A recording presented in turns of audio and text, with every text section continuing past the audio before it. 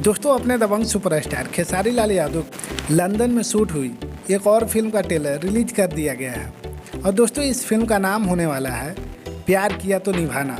दोस्तों यह फिल्म वही फिल्म है जिसमें खेसारी लाल यादव और काजल राघवानी ने लंदन में शूट किया था।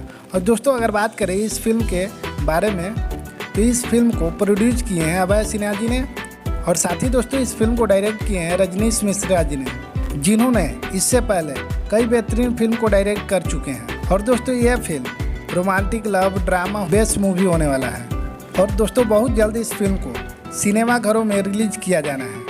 और दोस्तों बात करें इस फिल्म की ट्रेलर की तो इस फिल्म का ट्रेलर यासी फिल्म्स और इंटरटेन रंगीला यूट्यूब चैनल पर रिलीज कर दिया गया है, जहां पर भोजपुरिया दर्शक काफ़ी ज़्यादा इसे पसंद कर रहे हैं।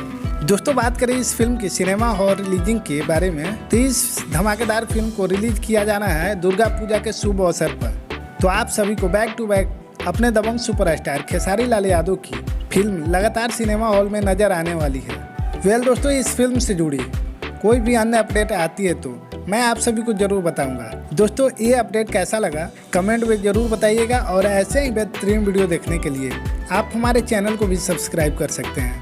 और ये वीडियो पसंद आया हो तो वीडियो को लाइक करें, शेयर करें। वीडियो देखने के लिए आप सभी को बहुत बहुत धन्यवाद।